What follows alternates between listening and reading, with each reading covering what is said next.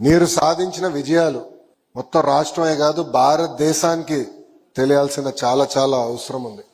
వేదిక ఇటు పక్కన్న మేము అందరం బ్యాక్ బెంచర్స్. మీలాగా ఫ్రంట్ లో కూర్చుని బుద్ధిమంతులు మేము బుద్ధిగా చదువుకున్నట్లేము. మేమందరం బ్యాక్ బెంచర్స్. ఎప్పుడు ఇలాంటి పిల్లలు చూసి మేము అసూయ పడేవాళ్ళం. అంత మార్కులు అవసరం ఇతనికి, వీళ్ళకి ఇంత అవసరం, మన ఇబ్బంది పెడుతున్నారు ఇంట్లో అని.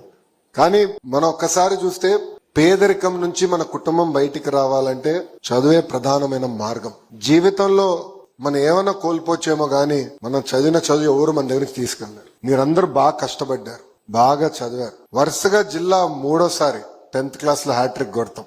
నిజంగానే ఇక్కడ ఉన్న ఉపాధ్యాయుల్ని, అధికారుల్ని, పిల్లల్ని, వాళ్ళ తల్లిదండ్రులందరినీ నేను సభాముఖంగా అభినందిస్తున్నా.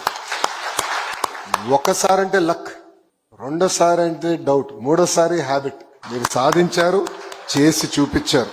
మీరు చూస్తే 10th క్లాస్ లో 93.9% పాస్ మార్క్స్ మన జిల్లాకు వచ్చింది. ఓవరాల్ ర్యాంక్స్ లో 3వ స్థానంలో మన జిల్లా ఉంది. ఇంటర్కి వచ్చేగల మనం 2వ స్థానంలో ఉన్నాం.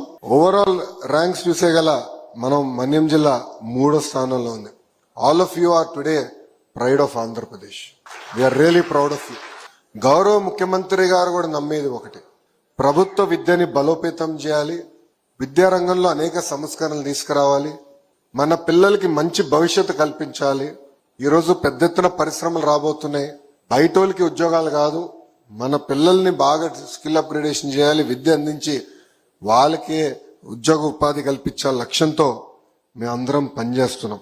ఇక్కడున్న 10th క్లాస్ స్టూడెంట్స్ అందరినీ ఒక విషయం చెప్పదలుచుకున్నాం. ఈరోజు మీకు అద్భుతమైన ఫౌండేషన్స్ ఉన్నాయి. ఫౌండేషన్ బలంగా ఉంటే మనం ఏమైనా కట్టచ్చు, ఏమైనా నిర్మించవచ్చు. ఆ ఫౌండేషన్స్ మీకు బలంగా ఉన్నాయి. ఇక్కడి నుంచి మీరు ఎదగాలి, లీప్ దూకాలి, వచ్చిన అవకాశాలని వినియోగించాలి. మీతో ప్రభుత్వం ఉంది, మీకు అండగా నిలబడతాం.